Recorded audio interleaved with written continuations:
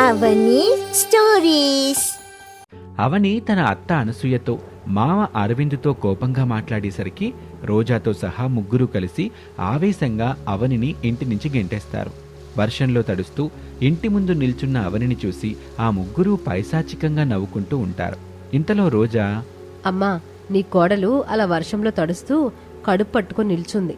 ఇప్పుడు నీ కొడుకొస్తే ఏం చేస్తాడో ఏమో, మనల్ని తిట్టినా తిట్టగలడేమో. అవునవును, అసలే వాడు కోపంగా ఇంటి నుంచి వెళ్ళాడు. ఏదో వర్క్ టెన్షన్ అన్నాడు. ఆ కోపాన్ని తీసుకొచ్చి మనపైన చూపిస్తాడు.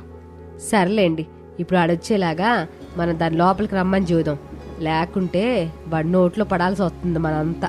అయితే వెళ్ళి నీ కోడల్ని ఇంట్లోకి తీసుకురా. అమ్మో, నేనా? దాన్ని నా నోటితో ఆప్యాయంగా పిలిచి ఇంట్లోకి తీసుకురాలేను. మీ నాన్నని పంపి. నేనెళ్ళి తీసుకొస్తాను గాని ఇందాక నన్ను చాలా నీచంగా చూసింది అది. నేనది తట్టుకోలేకపోతున్నాను. పైగా మగానిగా ఆడాళ్ళ మగాళ్ళ మాటలకి అస్సలు లొంగరు. ఇక నీ కూతురే వెళ్ళి నీ కోడల్ని తీసుకురావాలి. నాకేమీ తెలీదు. నేనెళ్ళి ఇంట్లో దుప్పటి కప్పుకొని పడుకుంటాను. ఏంటండి అట్లా మాట్లాడుతున్నారు? మేమే మగాళ్ళలాగా అన్ని పనులు చేస్తున్నాము, మీరేంటి ఆడవాళ్ళలాగా ఇంట్లోకి వెళ్ళి దుప్పటి కప్పుకొని నిద్రపోతానంటున్నారు? ఇదిగో చూడండి, ఆడదానికి ఆడదే శత్రువు. అలాగే ఒక ముళ్ళుని తీయాలంటే మరో ముళ్ళు సాయం తీసుకోవాలి. ఇది కూడా అంతే. లేకపోతే ఓ పని చేయి, నీ కూతుర్ని పంపించు. దానికి అచ్చ నీ పొలికిలేగా కలబొలి మాటలు చెప్పి కంఠంలో ప్రాణం పోసుద్ది, నొప్పి తెలియకుండా. నాన్న, మీరు నన్ను మరీ పొగడేస్తున్నారు. అలా రోజా సిగ్గుపడుతుంది. రోజాని చూసి అనసూయ మురిసిపోతుంది. అరవింద్ మాత్రం కోపంగా, ఏయ్, ఆ మురిసిపోడాలు సిగ్గుపడ్డాలాపి ముందు అవనిని ఇంట్లో తీసుకొచ్చే పని చూడండి. అవతల నీ కొడుకు సురేష్ గాడు వచ్చేస్తా ఉంటాడు. ఇక అరవింద్ అలా చెప్పటంతోనే రోజా ధైర్యం తెచ్చుకొని కపట ప్రేమని నటిస్తూ అవని దగ్గరికి వెళ్తుంది. వదిన, అమ్మా నాన్నలు చేసిన చాలా పెద్ద తప్పు. వాళ్ళు అలా చేస్తుంటే నేనేం చేయలేకపోయాను. వారి తరపున క్షమించమని నేను అడుగుతున్నాను. దయచేసి నువ్వు ఇలా వాన్లో తడవద్దు. ఇంట్లోకి రా, నీ కడుపులో బిడ్డ కూడా పెరుగుతోంది. ఇలా వర్షంలో తడిస్తే జలుబు చేసి ఇబ్బంది కలుగుతుంది. రావదినా, ఇంట్లోకి రా. రోజా అలా బ్రతిమిలాడుతుంటే అవని మాత్రం చాలా మొండిగా వర్షంలోనే తడుస్తూ ఉంటుంది. ఇంతలో బయటకు వెళ్లిన సురేష్ ఇంటికి వస్తాడు. వర్షంలో తడుస్తున్న అవనిని చూస్తాడు. రోజా, ఏమైంది? ఏం జరిగింది? మీ వదినేంటి వర్షంలో ఉంది? చెప్పు. అది కాదన్నయ్య, మరి మరి అమ్మ చెప్పవే. నాన్న సురేష్, నేను చెప్తానురా. నేనేం అనలేదురా నాన్న, ఏదో కూరలో ఉప్పు తక్కువైందని అన్నానంతే. దానికే ఇంట్లో ఉండనని చెప్పి బయటకు వచ్చేసింది. మేమంతా అవని ఇంట్లో తీసుకురావడానికి ప్రయత్నిస్తున్నాం, కానీ అది వినిపించుకోవట్లేదురా. పాపం రోజా కూడా అవనిని బ్రతిమలాడుతానే ఉంది. అవని, ఇక ఇంట్లోకి పద. నేను రాను. అవని, ఇంట్లోకి పద. సురేష్ అలా బిగ్గరగా అరవటంతో అందరూ ఉలిక్కి పడతారు. అవని ఇక ఆలోచించకుండా ముందుకు నడుస్తుంది. అవని తన గదిలోకి వెళ్లటంతో అనసూయ, అరవింద్, రోజా ఊపిరి పీల్చుకుంటారు. అదేంటమ్మా, వదిన మన గురించి ఏమీ చెప్పలేదు. నువ్వేదో ఆ కూరలో ఉప్పు గురించి చెప్పి అందరినీ బ్రతికించావు, కానీ వదిన ఏం మాట్లాడకుండా ఉండిపోయిందే. నా కొడుకు వచ్చాడు కదా, అది వాడొస్తే చాలు కుక్కిని పెయిన్లా పడుంటది అంతే. అదేమీ కాదు, మన గురించి, మనం చేస్తున్న పనుల గురించి వాడికి చెప్పలేదంటే ఇంకా ఏదో పెద్ద కారణమే ఉండుంటుంది. అదేంటో మనం తెలుసుకోవాలి. నాన్నా, నువ్వు మరీను అలా ఎలా ఆలోచిస్తున్నావు నాన్న? అసలు నీ ఉద్దేశం ఏంటి? అదే, మీ అన్నయ్య వదిన పోట్లాడుకుంటున్నారని అనిపిస్తుంది. అది నిజమో కాదో తెలీదు, కానీ నాకెందుకో అలా అనిపిస్తుంది అంతే. ఏంటి అలా ఎలా అనిపించింది నాన్న? మీ నాన్నకి సామాన్యంగా అనుమానం రాదు, కానీ ఇట్లాంటి అనుమానం వచ్చిందంటే ఇక ఆలోచించాల్సిందే. అయితే మనం ఒక పని చేద్దాం. ఏం చేద్దాం? వాళ్ళ గద్దె దగ్గరికి వెళ్ళి చాటుగా ఏం జరుగుతుందో చూద్దాం. నీకేమైనా పిచ్చా? మనం చూస్తున్నామని వాళ్ళకి తెలిస్తే ఇంకా అంతే సంగతి. సరే, చూడడం వద్దు, కనీసం విందాం. కాస్త దూరం నుంచి ఏం జరుగుతుందో విందాం, సరేనా? అలాగే అమ్మా, అలాగే. అయితే వెళ్దాం పదండి. అలా అనసూయ, అరవిందు, రోజాలు ముగ్గురు కలిసి సురేష్, అవనిల గది వద్దకు వెళ్తారు. కిటికీ దగ్గరుండి లోపల వాళ్ళు ఏం మాట్లాడుకుంటున్నారో చాటుగా వినటం ప్రారంభిస్తారు. గది లోపల సురేష్, నీకెన్నిసార్లు చెప్పానే, మా అమ్మ నాన్నతో గొడవ పెట్టుకోవద్దని చెప్పాను కదా, అయినా వాళ్ళని ఇబ్బంది పెడుతున్నావేంటి? నేనేమి ఇబ్బంది పెట్టలేదు, వాళ్ళే నన్ను బాధ పెడుతున్నారు. అలా వర్షంలో తడుస్తూ ఉంటే చుట్టుపక్కల వాళ్ళు చూస్తే ఏమనుకుంటారు? మా కుటుంబం గురించి తప్పుగా మాట్లాడుకుంటారుగా. మా అమ్మ నాన్న గురించి చెడుగా మాట్లాడుకుంటారు. వాళ్ళని అందరి దృష్టిలో అవమానించాలనేదిగా నీ ఉద్దేశం. నాకు ఆ ఉద్దేశం ముందే ఉంటే ఈ పాటికి ఎక్కడో ఉండేదాన్ని. మీ కుటుంబంలో ఇలా బానిసలాగా ఉండేదాన్ని కాను. నోర్మొయ్, ఏంటే నోర్లేస్తుంది? కడుపుతో ఉన్నావని ధైర్యమా? ఇక నిన్ను ఎవ్వరూ ఏమీ చేయలేరని భరోసానా? సురేష్ చాలా కోపంగా అవని దగ్గరికొచ్చి పైశాచికంగా నవ్వుతూ ఉంటాడు. నేను డాక్టర్తో మాట్లాడేశాను. మర్యాదగా రేపు నాతో ఆసుపత్రికి రా. ఆసుపత్రికి ఎందుకు? రేపు నీకు ఆపరేషన్. నీ కడుపులో పెరుగుతున్న ఆ దరిద్రాన్ని తీసేస్తారు. సురేష్ అలా చెప్పగానే అవని షాక్ అవుతుంది. కళ్ళల్లో నుంచి నీళ్లు ధారాళంగా కారుతూ ఉంటాయి. గుక్క పెట్టి ఏడుస్తూ ఉంటుంది. కిటికీ దగ్గర ఇదంతా వింటున్న అనసూయ, అరవింద్, రోజా ముగ్గురు షాక్ అవుతారు. సురేష్ మాటలు విని ఆశ్చర్యపోతారు. ఏవండి, దయచేసి నా మాట వినండి. నా కోసం వస్తున్న బిడ్డ మన బిడ్డండి. నన్ను అనుమానించకండి. దయచేసి మీ మాటలతో నన్ను బాధ పెట్టకండి. నా బిడ్డ కోసం నేను ఏమైనా చేస్తాను. ఎవరినైనా ఎదిరిస్తాను. కావాలంటే ఈ ప్రపంచంతో పోరాడతాను. వారెవ్వా, బాగా మాటలు నేర్చావే నువ్వు. రేపు నువ్వెలా రావో నేను చూస్తాను అంటూ సురేష్ అక్కడి నుంచి వెళ్ళిపోతాడు. ఇక సురేష్ అన్న మాటలు తలుచుకుంటూ అవని కుమిలి కుమిలి ఏడుస్తూ ఉంటుంది. కిటికీ దగ్గర ఇదంతా వింటున్న వాళ్ళు మెల్లగా అక్కడి నుంచి తమ గదుల్లోకి చేరుకుంటారు. ఏంటమ్మా, నాకు ఆశ్చర్యంగా ఉందే. అన్నయ్య అలా చేస్తున్నాడెందుకు? వాడికి అంతా వాళ్ళ అబ్బ పోలిక. మీ నాన్నలాగే వాడు కూడా అనుమాన పిశాచి. మీ నాన్న నాకు లొంగిపోయాడు గాని లేకుంటే ఈయన కూడా నన్ను అట్టాగా ఏడిపెత్తా ఉండేవాడు. ఏదేమైనా పాపం కోడలి పిల్ల నరకం అనుభవిస్తుందే. అటు మనతోనూ వేగుతుంది, లోపలేమో నీ కొడుకుతో కూడా దెబ్బలు తింటుంది. పాపం గదా. అయ్యో, మీ నాన్నకు జాలి కారిపోతుంది గాని వెళ్ళి పడుకోమని చెప్పు. రేపొద్దున వాడు దాన్ని ఆసుపత్రికి తీసుకెళ్తాడు కదా, అప్పుడేం జరుగుతుందో చూడండి. అలా అనసూయ, రోజా మాట్లాడుకొని నిద్రలోకి జారుకుంటారు. ఆ రాత్రి గడుస్తుంది. మరుసటి రోజు ఉదయాన్నే ఆ ఇంటికి ఒక పోలీసు వస్తాడు. పోలీస్ రావటంతో ఇంట్లో ఉన్న అందరూ ఆశ్చర్యపోతారు. ఏంటండి మా ఇంటికి వచ్చారు? ఏమైంది? ఒక కేస్ ఫైల్ అయిందమ్మా మీ కోడలి మీద. అవని అంటే ఆవిడేగా? అవునండి, నా భార్యే. ఏం చేసింది? Case file అవ్వటమేంటి? మీ భార్య దొంగతనం చేసినట్లు ఆధారాలు సేకరిస్తున్నాం. అవి దొరికాయంటే ఇక ఆవిడ జైలుకు వెళ్లాల్సిందే. రేపటి నుంచి రోజూ ఈ ఇంటికి వస్తాం. మాకు అవసరమైనప్పుడు ప్రశ్నలు వేసి సమాధానాలు చెప్పమని అడుగుతాం. దయచేసి మీరంతా మాకు సహకరించండి. ఏంటండి, ఏంటి మీరు మాట్లాడేది? ఇది గౌరవంగా బ్రతికే మనుషులున్న ఇల్లు. ఇక్కడికొచ్చి మీరేం మాట్లాడుతున్నారో మీకు అర్థమవుతుందా? దయచేసి ఇక అలా మాట్లాడడం ఆపండి. నా భార్య లాంటిది కాదు. లేనిపోని మాటలు నమ్మి నా భార్యను అవమానించకండి. ఆపండి, నాతో వాదించకండి. దొంగతనం చేసిందా లేదా అనేది మేం చెప్తాం. మీరు మాకు సహకరించండి చాలు. లేకుంటే మేమేం చేస్తామో చెప్పం, చేసి చూపిస్తాం. అలా ఆ పోలీస్ వచ్చి వార్నింగ్ ఇచ్చి అక్కడి నుంచి వెళ్ళిపోతాడు. పోలీస్ వెళ్ళిన తర్వాత సురేష్ రెచ్చిపోతాడు. ఏంటే, ఏం చేశావే? నిజంగా దొంగతనం చేశావా? వాడొచ్చి ఏదేదో మాట్లాడుతుంటే నువ్వెందుకు సైలెంట్గా ఉన్నావు? నిజం చెప్పు, ఎక్కడ దొంగతనం చేశావు? నీపైన కేసు పెట్టిందెవరు?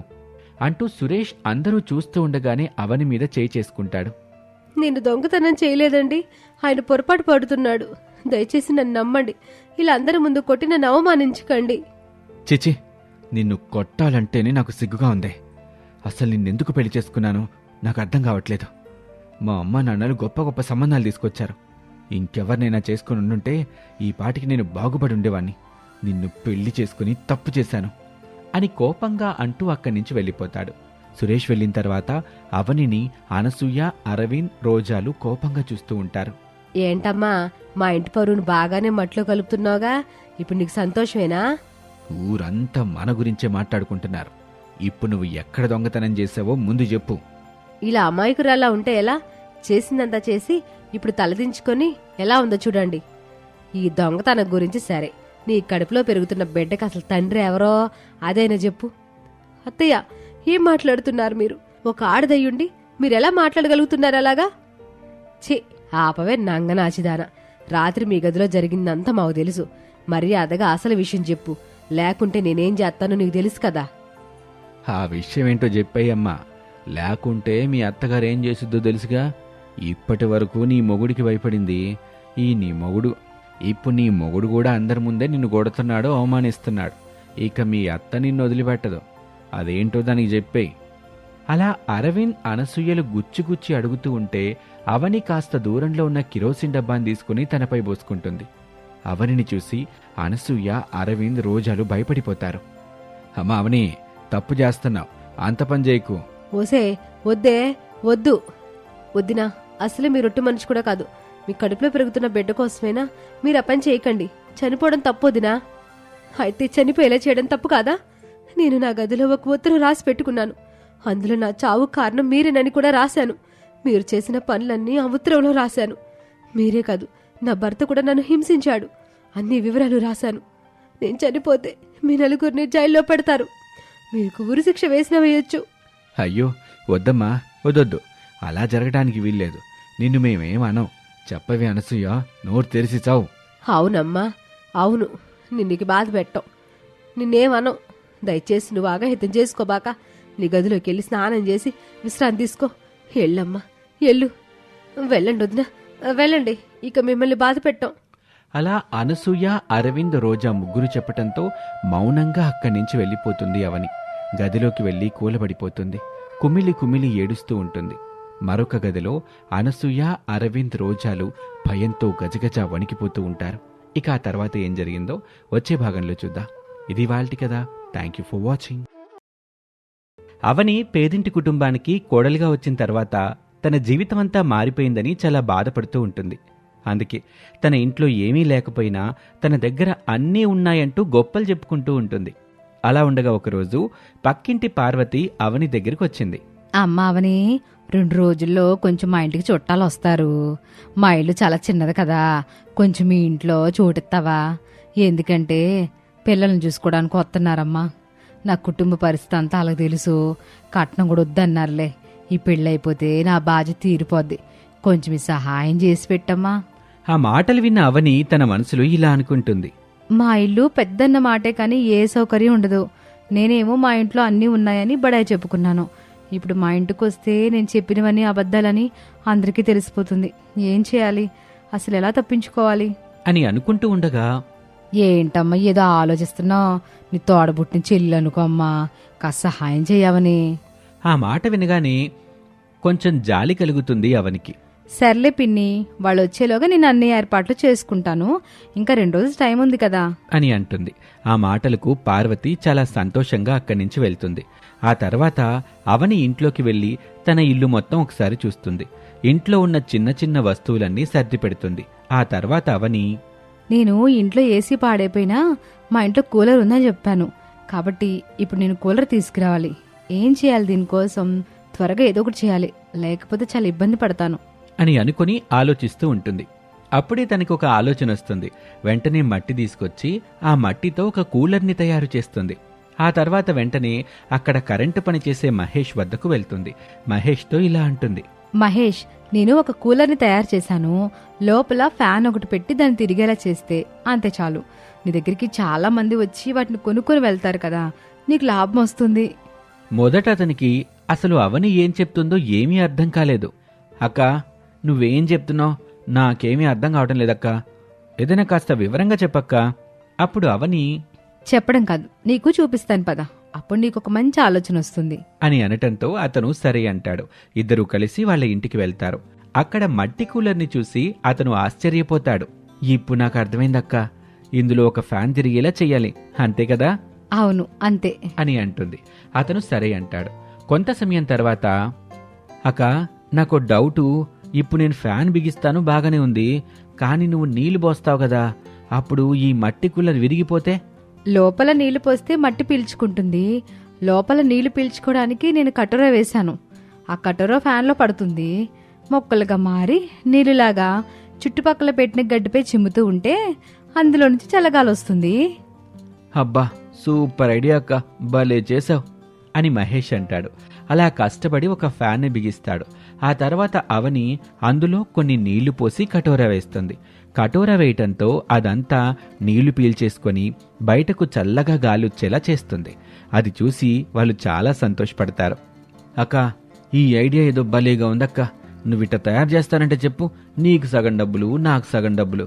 బయట మనాళ్ళు 10,000 15,000 పెట్టి కొంటున్నారక్క. ఇది తయారు చేయడానికి మనకు మహా అయితే ఓ 1,000 రూపాయలు అవుద్ది. మనం 6,000 వాళ్ళ దగ్గర తీసుకున్నా మనకి 5,000 రూపాయలు లాభం ఉంటుందక్క. అందులో ఇద్దరం సగం సగం చేసుకుందాం, ఏమంటావ్ అందుకు అవని బాగా ఆలోచించి సరే అంటుంది. అయితే తొందరలోనే నీకు కబురు పెడతానక్క అని చెప్పి మహేష్ అక్కడి నుంచి వెళ్ళిపోతాడు. ఇక 2 రోజులు అది బాగా పనిచేస్తుంది. అవని చేసిన పనికి ఇంట్లో ఉన్న అత్తగారు భర్త ఆమెను మెచ్చుకుంటూ ఉంటారు.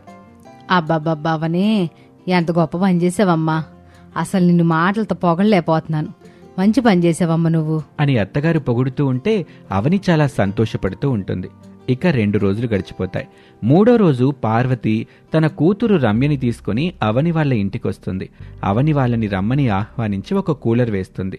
కూలర్ చూసి వాళ్ళు ఇది చూడ్డానికి భలే విచిత్రంగా ఉంది, ఎంతయింది అని అడుగుతారు. అప్పుడు అవని దీన్ని నేను అమెరికా నుంచి తెప్పించానండి, ₹1,00,000 వరకు అయింది.